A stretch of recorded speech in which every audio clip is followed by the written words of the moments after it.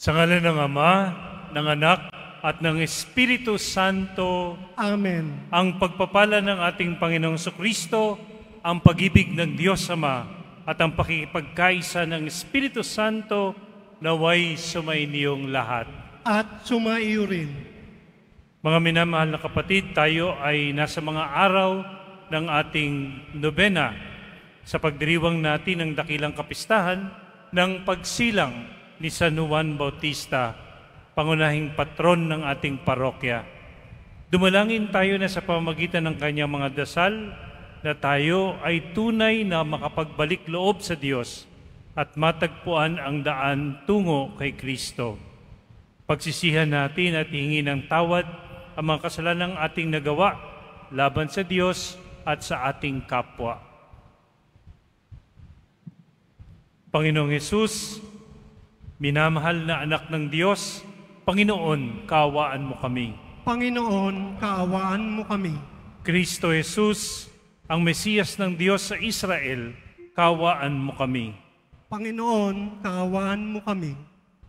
Panginoong Jesus, ang korderong nag-aalis ng kasalanan ng sanlibutan, Panginoon, kaawaan mo kami. Panginoon, kaawaan mo kami.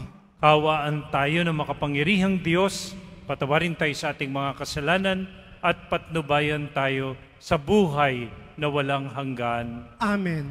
Manalangin tayo. Ama naming makapangyarihan, itaguyod mo ang iyong angkan sa landas ng kaligtasan at sa pagsunod sa itinuro ni San Juan Bautistang nanguna sa daan, marating nawang walang hadlang ang kanyang ipinangaral na Panginoon naming Hesukristo, kasama ng Espiritu Santo, magpas sa walang hanggan. Amen. Magsiupo muna ang lahat. Pagbasa mula sa ikalawang sulat ni Apostol San Pablo sa mga taga-Korinto.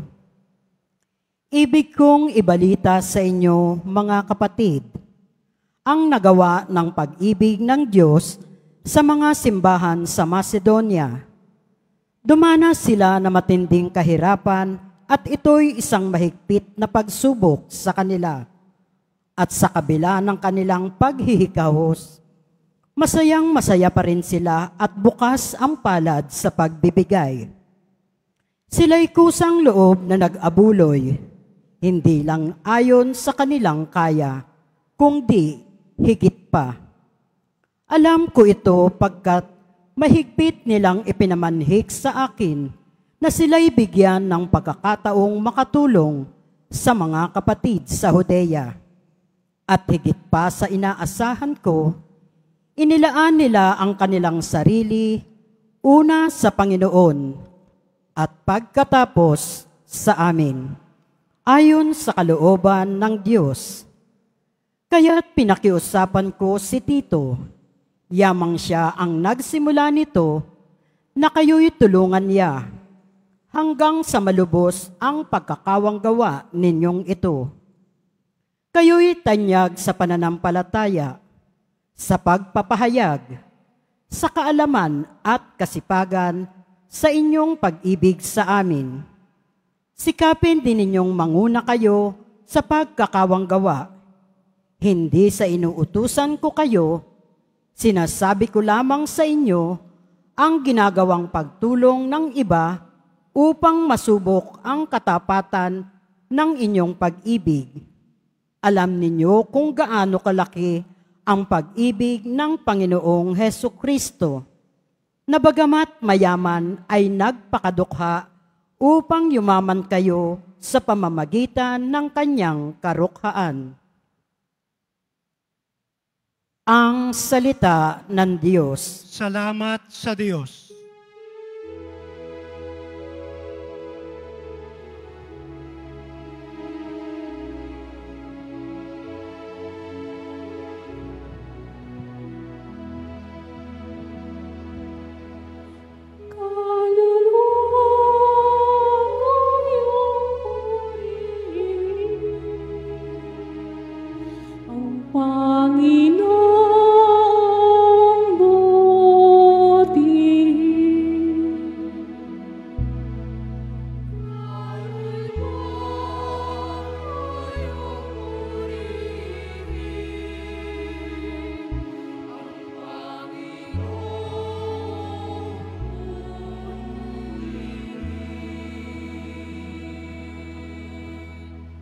O kaluluwa ko, ang Diyos papurihan.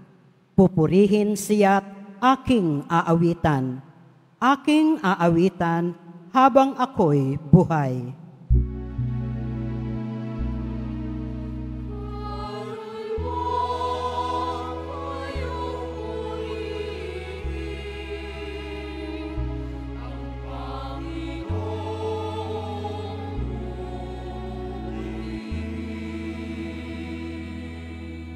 Mapalad ang tao na ang kanyang Diyos, na laging katulong ay Diyos ni Jacob.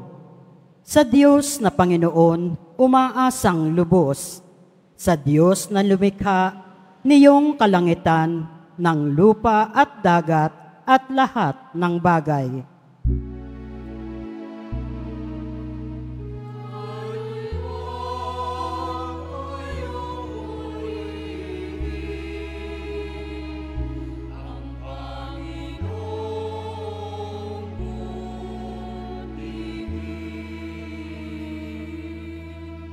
Ang maaasahay laging Panginoon, panig sa naaapi ang Diyos na hukom, may pagkaing handa sa nangagugutom.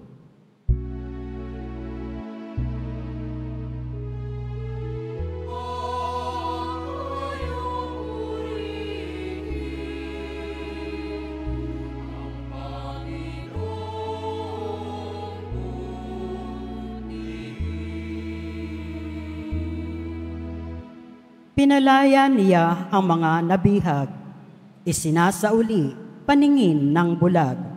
Lahat ng inapi ay inataas, ang mga hinirang niya'y nililingap. Alleluia.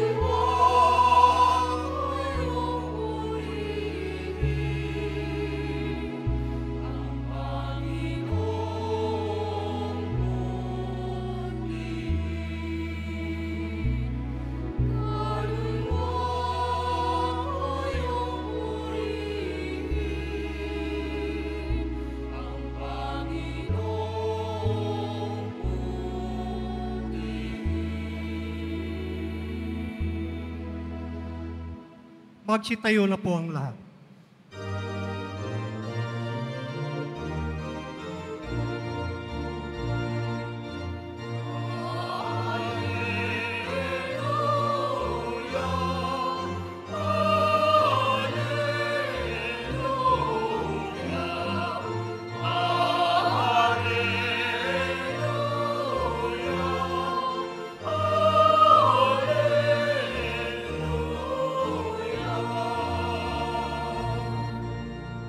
Bagong utos ni Kristo, mag-ibigan sana kayo, katulad ng pag-ibig ko.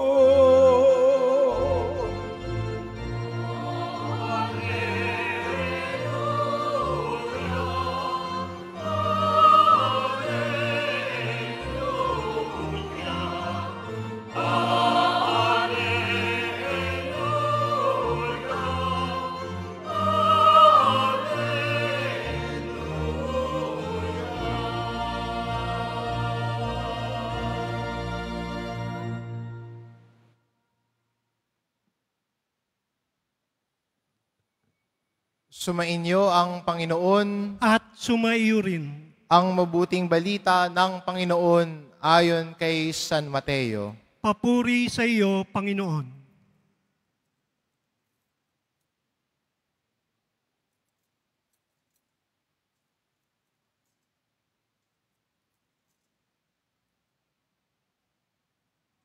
Mga umiibig sa inyo, ay siya lamang ninyong iibigin. Ano pang gantimpala ang inyong hihintayin? Hindi ba't ginagawa rin ito ng mga publikano? At kung ang binabati lamang ninyo'y ang inyong mga kapatid, ano ang magagawa niyon higit kaysa iba? Ginagawa rin yon ng mga hintil. Kaya dapat kayong maging ganap gaya ng inyong amang nasa langit. Ang mabuting balita ng Panginoon. Pinupuri ka namin, Panginoong Jesucristo. Magsiupo muna ang lahat.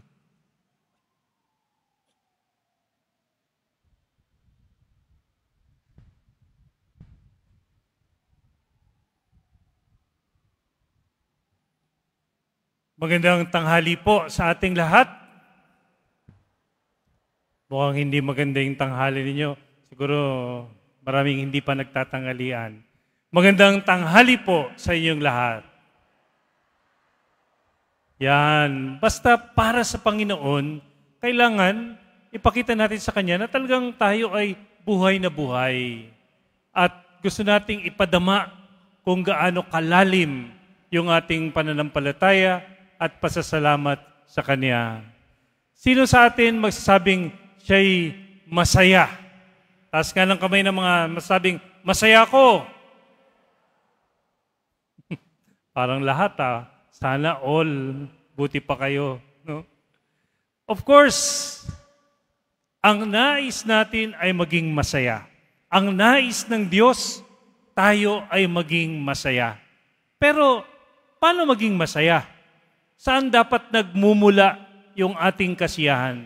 Ito ba'y minsan dahil marami tayong pera, nakakapasyal tayo, maganda ang ating kalusugan. Salamat sa Diyos kung yung mga ilang bagay na yan ay nagbibigay sa atin ng saya. Pero meron pang isang higit na magbibigay sa atin ng kasiyahan. At yan ang narinig natin sa Ebanghelyo natin ngayon. Sapagkat sinabi ng Panginoon, narinig ninyong sinasabi, ibigin mo ang iyong kaibigan, kaupuotan mo ang iyong kaaway. Ngunit, ito naman ang sabi ko, ibigin ninyo ang inyong mga kaaway, idalangin ninyo ang mga umuusig sa inyo upang kayo maging tunay na maging mga anak ng Amang nasa langit. Anong isa pang magpapasaya sa atin? Yung tayo ay hindi nagtatanim ng galit, ng puot, ng inggit laban sa ating kapwa.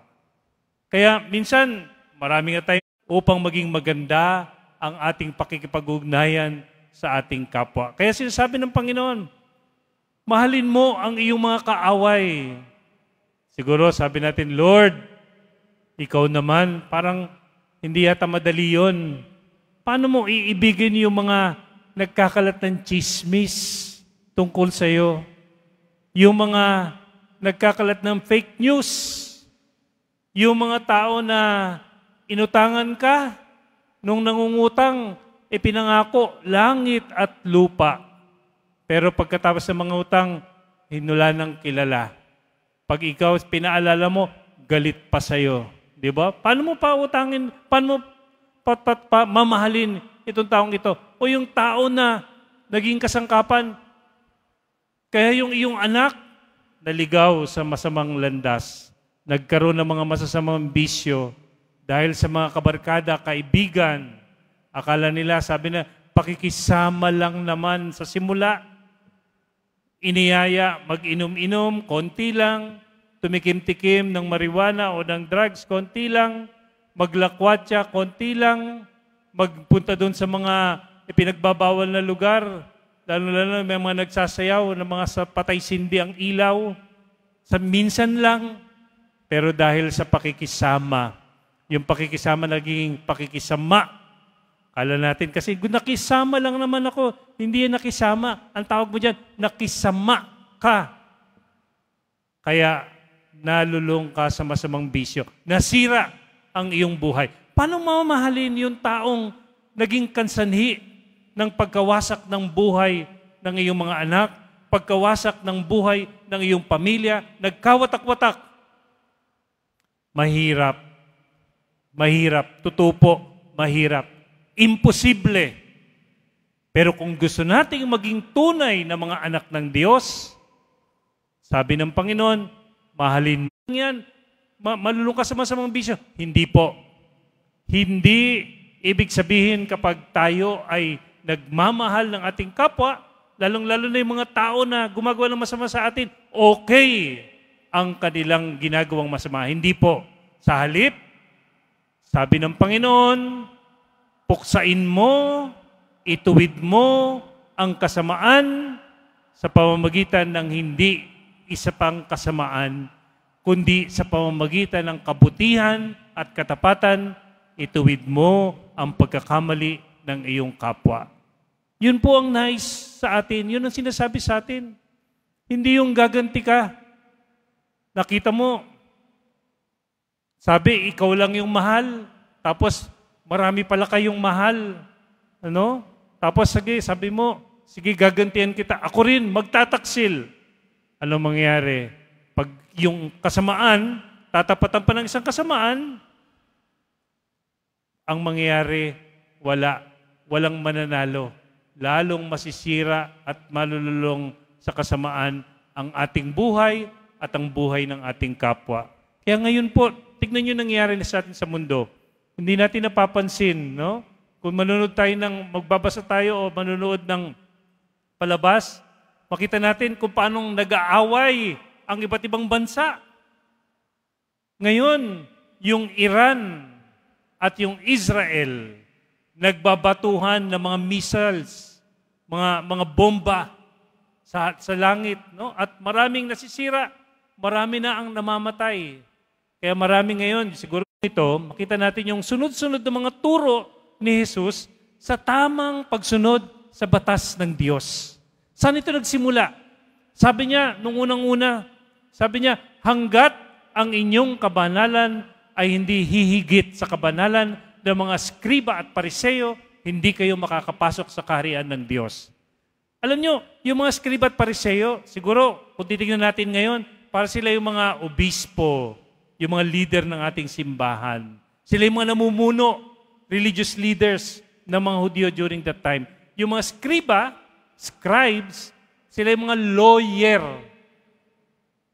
Pero hindi ng batas ng bansa, kundi batas ng Diyos. Pinag-aaralan nila, ang buong buhay nila, iginugugol nila, para lamang pag-aralan ang batas ng Diyos.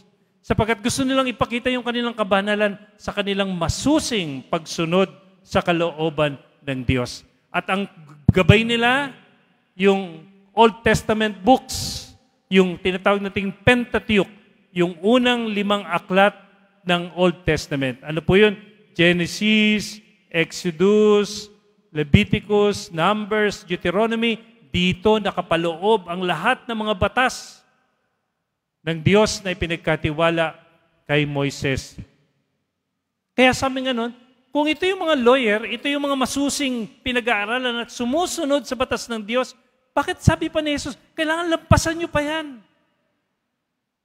Eh yung mga Pariseo, yung mga pangkaraniwang Hudyo na talagang to the letter, talagang sinusunod, kailangan ganito ang paglakad, ganito ang pagkain, ganito ang pagupo. Sapagkat yan ang nasasaad, talagang faithful sila. Pero bakit pa rin sinabi ni Jesus, kailangan lampasan nyo pa yan? Bakit? Sapagkat sumusunod man sila sa batas ng Diyos, ginagawa man lahat nila yung mga tradisyon bilang pagpapakita ng pagsunod sa kalooban ng Diyos. Kaya itong mga taong to, scribes and Pharisees, sila yung mga pinagpipitagan, pinupuri, binibigyan ng mga mahalagang mga lugar. Bakit? Sapagkat ang pagtingin sa kanila ay mga banal na tao. Pero bakit sabi ni Jesus, lampasan pa ninyo yung kabanalan nila? Bakit? Sapagkat nakita ni Jesus na ang kanilang kabanalan ay panlabas lamang. Pakitang tao lamang. Fake. Sapagkat malayo ang kanilang puso sa tunay na pag-ibig sa Diyos at sa kanilang kapwa. Kahit na yung kanilang kapwa na nangangailangan ng tulong, hindi nila pagkakaloban ng tulong kung ito ay hindi nakasaad sa batas ng Diyos. Kaya sabi ng Panginoon, fake, kulang. Kulang. Kaya kung tayo sumusunod lang tayo sa batas, kasi baka mahuli tayo. Kasi baka sabihin, tayo ay lumalabag sa batas. Kasi baka ako magmulta. Kung nakita nyo nung nakaraan, di ba, nung simula na pumasok yung tinatawag na NCAP,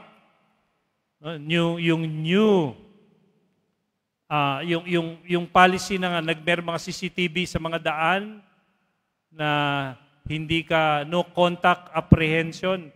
Hindi, wala nang mga pulis. Makikita na nila kung ikaw ay sumusundo, hindi. Makita mo dun sa may TV, sa picture, ang haba ng pila, nakapila sila ng maayos, yung mga kotse, yung mga motor, yung mga malalaking sasakyan. Pero nung walang nakatingin ng mga kamera, kung kanino-kanino sila, para sila mga ahas. Pero nasa disiplina. Bakit? Kasi baka magmulta, kasi baka mahuli. Pero kaya tayo sumusunod sa batas ng Diyos. Kaya tayo gusto nating maging tapat sa ating tungkulin at pananagutan. Gusto nating magmalasakit sa ating kapwa. Gusto nating tayo ay maging matulungin at manindigan sa tama at mabuti. Hindi dahil para sabihin tayo banal. Hindi upang baka tayo ay mahuli. Hindi upang tayo ay sabihin ng mga tao ay masasama. Hindi. Sapagkat alam natin na alam ng Diyos ang nasa ating mga puso. Pwede nating lokohin ang bawat isa. Pwede nating tayong mga artista. Pakita natin lahat ng magagandang bagay, magagandang gawain, magagandang salita. Pwede nating lokohin, dayain, iskam yung ating kapwa. Pero ang Diyos, hindi natin madadaya. Nababasa niya ang laman ng ating puso. Kaya dapat ang nais ng Diyos, kung ano yung nadidinig, kung ano yung nakikita, kung ano yung namimutawi sa ating mga bibig, na kabutihan, katotohanan, pagmamahal, dapat ito ay bunga lamang ng mga nasa ating puso, na nasa loob ng ating mga puso, at ito ay wagas at tunay. Sana hangarin natin na tayo maging sikat. Lahat tayo gusto natin maging sikat, di ba? Gusto natin pinupuri, pinapansin. Pag hindi ka na napansin, ayoko na. Hindi na ako magpupunta dyan. Pag hindi ka pinuri, ayoko na. Wala naman silang pakiramdam. Pero maging sikat tayo, lahat tayo. Hangarin natin maging sikat. Pero sa pananaw sa mata ng Diyos. Sa mata ng Diyos, hindi sa mata ng mundo. Sapagkat sa mundo, kahit gaano man kaganda, karami ang iyong kabutihan, minsan ka lang magkamali, masisira ka na. Pero sa Diyos, kung ginagawa natin maliit man, katiting man, konti man, pero ginagawa natin ang isang bagay ng may tunay at wagas na pagmamahal at pagmamalasakit sa kapwa, dakila tayo sa mata ng Diyos. Kaya hangarin natin maging dakila, hindi sa mata ng mundo, kundi sa mata ng Diyos na nakababatid ng laman ng ating puso. Kaya sa araw na ito, tinatawag tayo ng Diyos na maging masaya, magpatawad. Ipanalangin mo yung mga umuusig sa iyo. Pag pinagdarasal natin yung mga umuusig sa atin, nakakatulong ito sa pagpapagaling, sa paghiling ng ating poot. Of course, nagdadasal tayo sa ating kapwa. Hindi mag-aalay tayo ng itim na kandila. Sana magkasakit, sana madapa, sana... Hindi. Masama po yun. Sapagkat hindi dapat natin isama ang Diyos sa kasamaan at ang Diyos kailanman ay hindi magiging bahagi ng kasamaan na hinahangad natin sa ating kapwa. Kaya pag nagdadasal tayo sa Diyos at pinagdarasal natin yung ating kapwa at lalo na yung mga umuusig sa atin, ipinapanalangin natin ang kabutihan, ang pagmamahal sa kanila at habang tayo nagdarasal sa kanila, nahihilom yung galit at puot at napapalitan ng pagpapatawad at ng kasiyahan na nagmumula sa pagpapatawad ng Diyos. Sapagkat tayo man, hindi tayo karapat-dapat sa mata ng Diyos, sa harap ng Diyos. Pero paulit-ulit tayong pinapatawad ng Diyos. Paulit-ulit tayong tinatanggap ng Diyos. Hindi ba't marapat lang natanggapin natin, patawarin natin, mahalin natin ang ating kapwa, lalong-lalo na yung mga umuusig sa atin.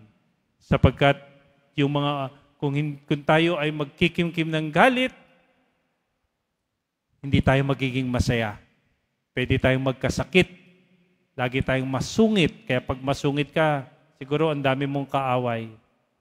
Let us all be happy. Lahat tayo maging masaya, maging malaya, sapagkat tumutugon tayo sa panawagan ng Panginoon, magmahal, magpatawad ng kapwa, hindi lamang ng kapwa, ng sino mang kapwa, kundi lalo at higit sa mga kapwang umuusig sa atin, sapagkat tayo man ay minahal at pinatawad ng Diyos.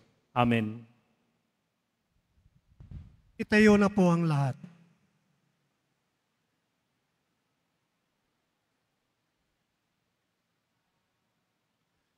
Minamahal kong mga kapatid, lumapit tayo sa Ama upang tulungan tayong makasunod sa halimbawa ni Jesus na nag-uutos sa atin na ibigin natin ang ating mga kaaway. Ating sasambitin, Ama, tipunin mo kami sa iyong pag-ibig. Ama, tipunin mo kami sa iyong pag-ibig. Ang mga pinuno ng simbahan naway magbigay saksi sa pamamaraan ng habag, pag-ibig at pagpapatawad upang masalamin sa kanila ng sanlibutan ng kabanalan ng Diyos. Manalangin tayo. Ama, tipunin mo kami sa iyong pag-ibig. Ang mga namimighati at nasusuklam sa kanilang kapwa, naway mapagtanto na maghihiwalay sa kanila sa Diyos ang pagbibigay daan sa hinanakit at galit. Magmanalangin tayo. Ama, tipunin mo kami sa iyong pag-ibig. Ang mga pamilyang nagkahiwa-hiwalay at sinira ng hindi pagbibigay halaga sa bawat isa, naway muli nilang matagpuan ang dating alab ng pagsasama at pagkakasundo. Manalangin tayo. Ama, tipunin mo kami sa iyong pag-ibig. Ang mga may sakit, naway makamit ang kapayapaan ng kaisipan at kalooban na nagmumula sa kanilang pagkakaunawa at pagtanggap sa kahalagahan ng kanilang pakikihati sa pagdurusa ni Kristo. Manalangin tayo. Ama, tipunin mo kami sa iyong pag-ibig. Ang mga pumanaw, naway makihati sa kapayapaan at kaligtasan ng paghahari ng Diyos. Manalangin tayo. Ama, tipunin mo kami sa iyong pag-ibig. Ama naming Diyos, alam mo kung ano ang mabuti para sa amin. Tanggalin mo ang lahat ng hinanakit sa aming mga puso at basbasan mo ang lahat ng aming pagsusumikap na mahalin ang aming kapwa. Hiniling namin ito sa pamagitan ni Kristong aming Panginoon. Amen. Magsiupo muna ang lahat.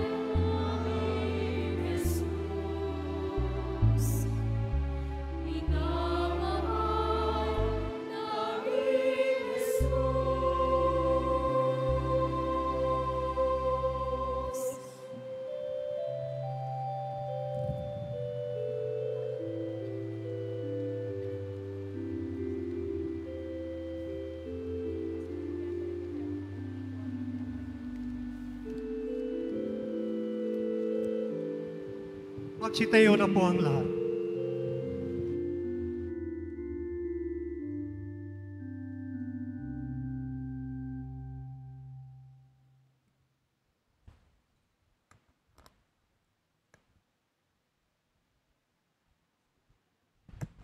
Manalangin kayo mga kapatid upang paghahain natin ay kalugdan ng Diyos amang makapangyarihan.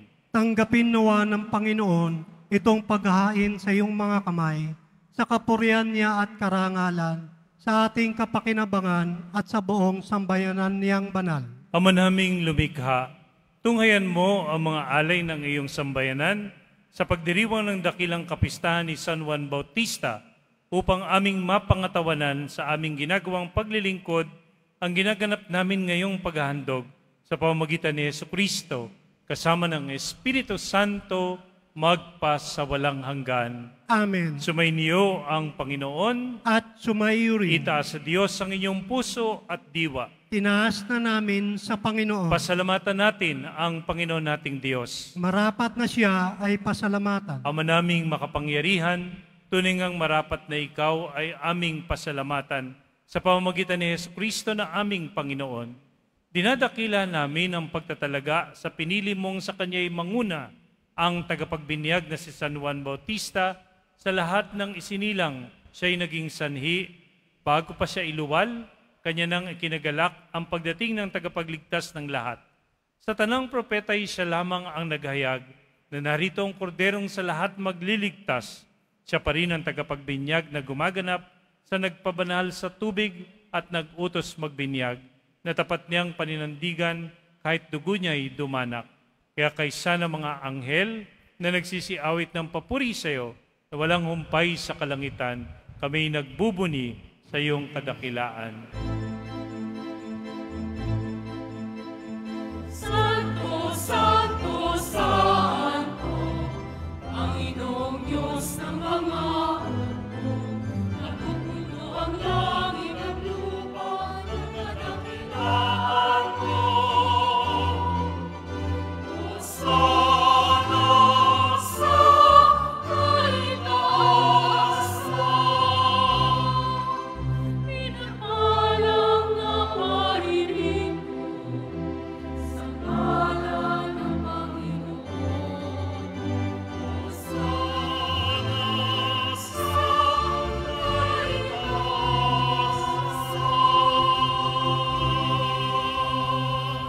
Magsiluhod po ang lahat. Ama naming banal, ikaw ang bukal ng tanang kabanalan.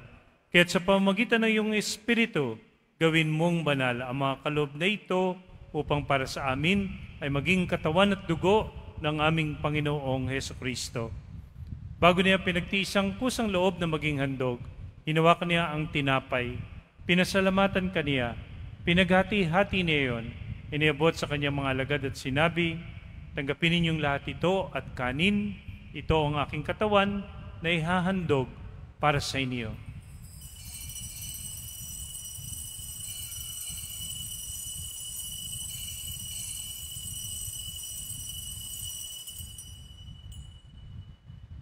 Gayun din naman pagkatapos ng hapunan, hinawakan niya ang kalis. Muli kaniyang pinasalamatan. Inabot niya ang kalis sa kanyang mga alagad at sinabi, tanggapin ninyong lahat ito at inumin. Ito ang kalis ng aking dugo, ng bago at walang hanggang tipan. Ang aking dugo na ibubuhos para sa inyo at para sa lahat sa kapagpapatawad ng mga kasalanan. Gawin ninyo ito bilang pag-alaala sa akin.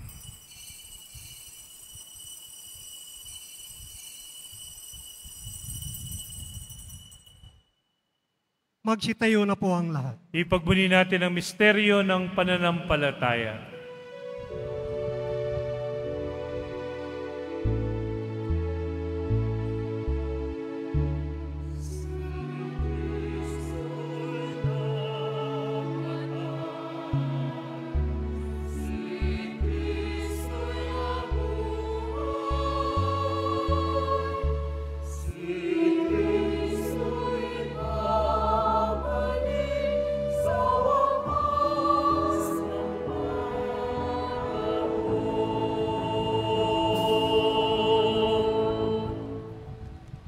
Ama, ginagawa namin ngayon ang pag-alaala sa pagkamatay at muling pagkabuhay ng iyong anak, kaya tinalay namin sa iyo ang tinapay na nagbibigay buhay at ang kalis na nagkakaloob ng kaligtasan.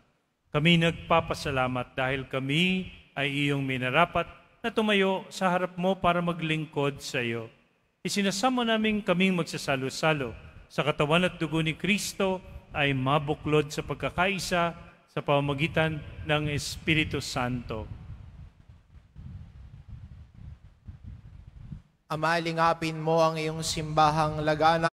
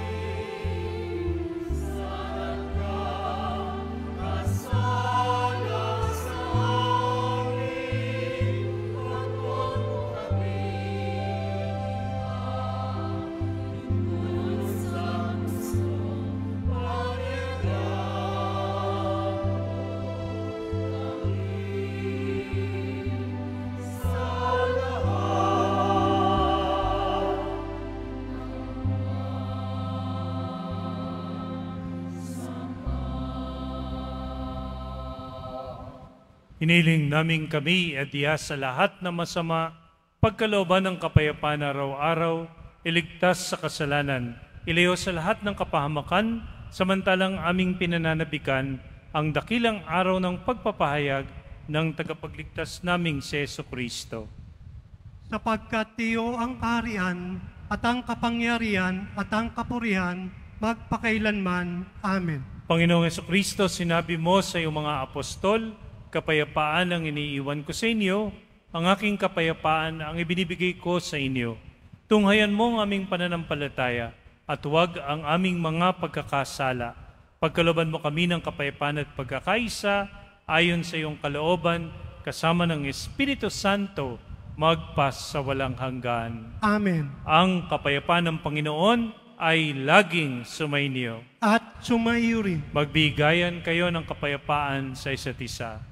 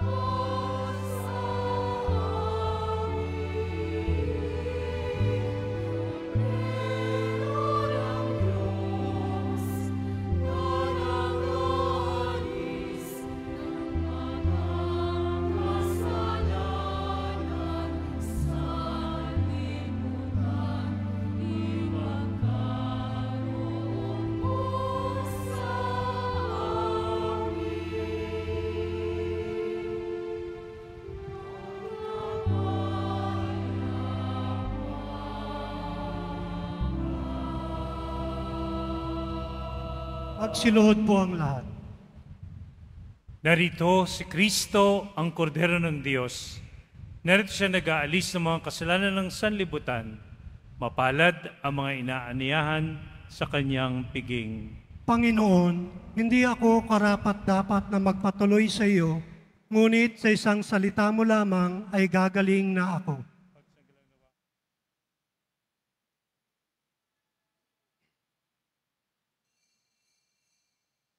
Para sa lahat ng tatanggap ng banal na komunyon, sasagot po tayo ng amen.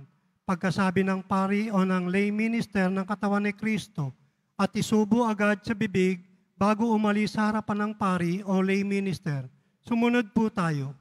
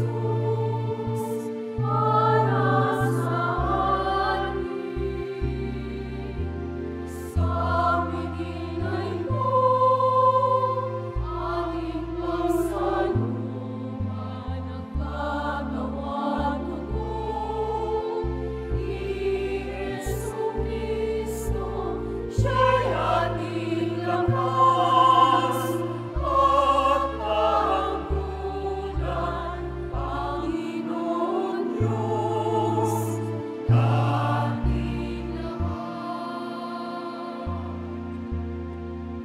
Tingnan ninyo at masdan ang kabutihan ng Panginoon.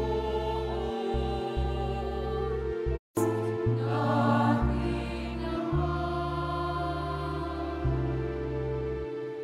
Panginoon Diyos, dating lahat.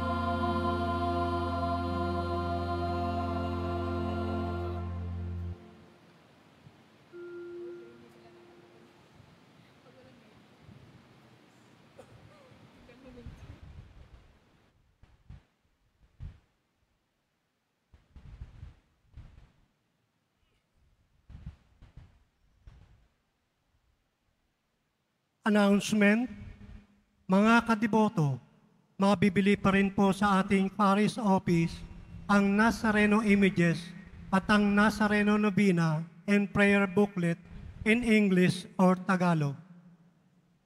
Binyagang Bayan 2025.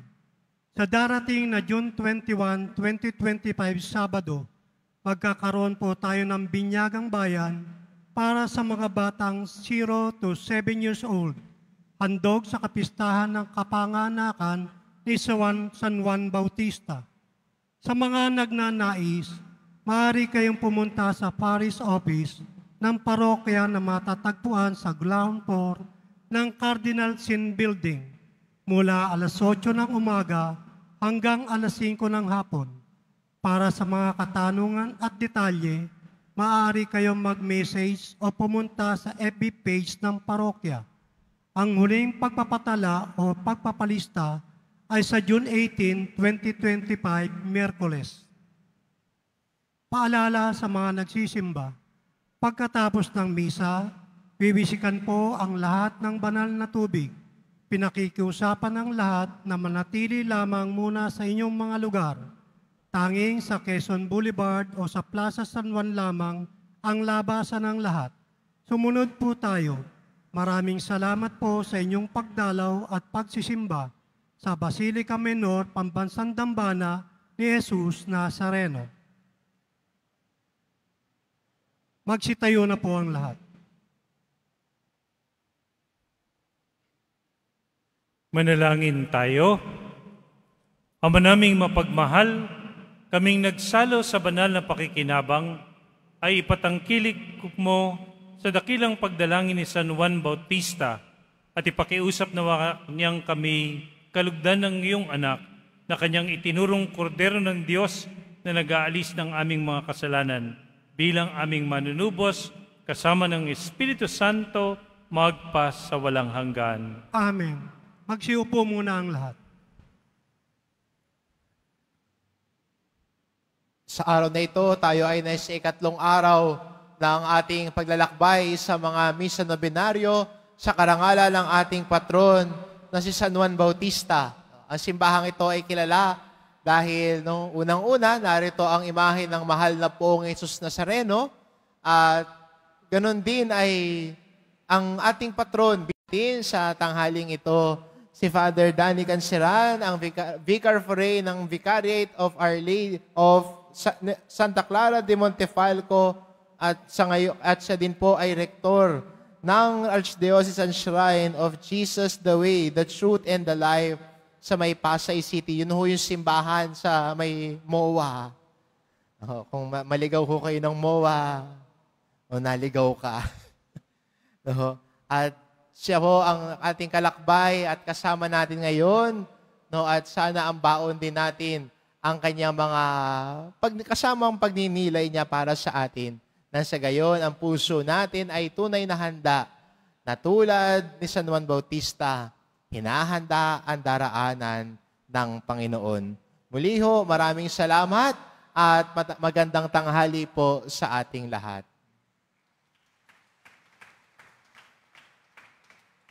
Magsitayo na po ang lahat. Sumainyo ang Panginoon. At sumaiyo rin. Magsiyuko kayo habang iginagawad ang pagbabasbas. Pagpalain nawa kayo ng Diyos na nagkaloob ng kadakilaan at kaligayahan kay San Juan Bautista, ngayon at magpasawalang hanggan. Amen. Ipanalangin nawa kayo ni San Juan Bautista at akitin kayong maglingkod sa Diyos at kapwa. Amen. Samahan nawa kayo ni San Juan Bautista hanggang sa maligayang tahanan ng Diyos Ama. Amen. At iniling ko si Father Jonathan, samahan ako sa pagbibigay sa inyo ng pagbabasbas. At pagpalain kayong lahat ng makapangyarihang Diyos, Ama at Anak at Espiritu Santo. Amen. Pumayo kayo, taglayin sa inyong pagalis ang diwa ni San Juan Bautista. Salamat sa